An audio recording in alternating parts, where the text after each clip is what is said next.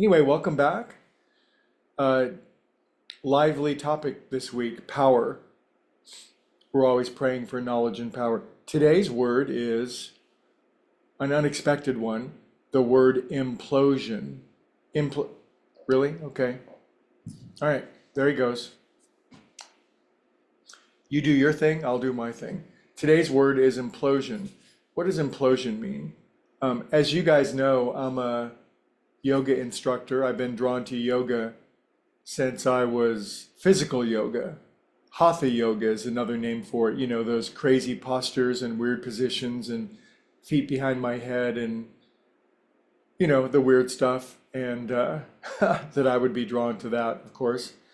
But I started yoga probably in 1976, the Ford administration. That one didn't last that long. Anyway, I was drawn to it. It felt like a real, I mean, in retrospect, I was going to intersect with physical yoga. And I think I have a much greater understanding why that was so important to me.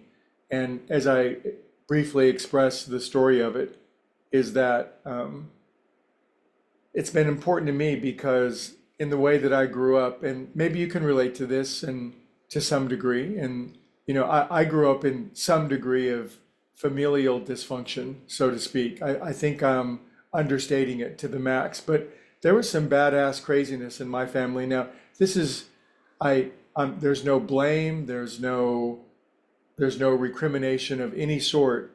I think all of us understand that we ended up in particular families or situations that were really karmically designed to help us, to give us the challenges that we need to become the greatest version and make as much conscious movement in one life as we could.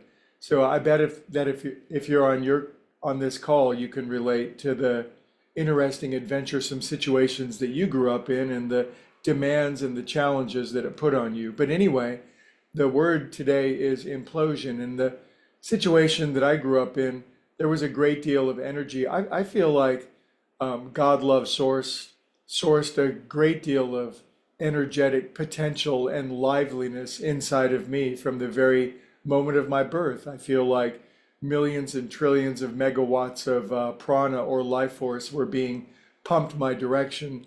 And yet the adventure of growing up took a lot of that energy and imploded it inward. Now, some people, based on the way that they grow up, the energy that they have, it explodes.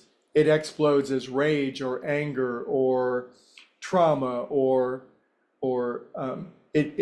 it presents itself in an external way that's quite visible. That energy gets out. But some of us, we implode. All that energy gets hidden or stuck. The trauma gets locked in our bones because we didn't perhaps have the psychological or emotional architecture early in life to deal with the trauma and the situations that we were placed in. But the body remembers, and this energy gets locked in our body. I'm giving you kind of the yoga point of view or how I see it.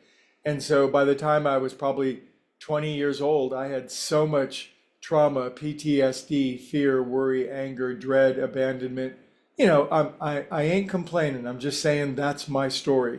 There was so much energy in it that the universe guided me to doing yoga. And all those blocked, stuck energies inside of me, they did not work themselves out overnight. They're still not worked out.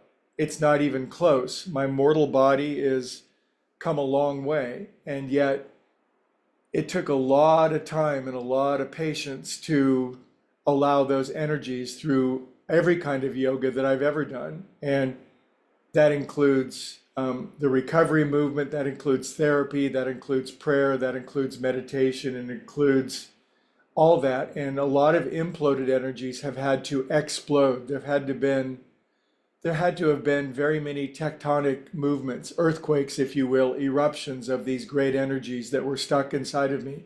And I would only label those large episodes of tectonic movement where great quantities of energy were released inside of me that expressed as, you know, months and if not years of very painful experience. But they changed me. Those energetic uplifts changed me. They remade their body. I like the analogy of I'm a trumpet, and when I was a kid, my trumpet got run over by a car. And, it doesn't care how much air you're blowing into a trumpet that's been kind of crumpled by a car running over it. It's just going to play crappy music.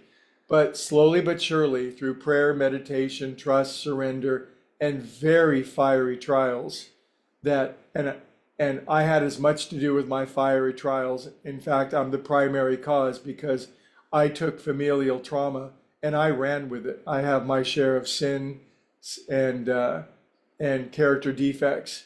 But whatever it is, the yoga that we're doing is remaking our instrument. And every day that we meditate, God is tuning us. I cannot tune myself. I can help, I can submit, but every day I take my trumpet in meditation, so to speak, and I ask God to tune me, and I ask for cells and atoms and molecules to be remade and repatterned. And now all that light and energy is much more translating as Sat, Chit, Ananda, ever conscious, ever aware, ever new bliss. But there have been fiery trials, and I know that you've had yours.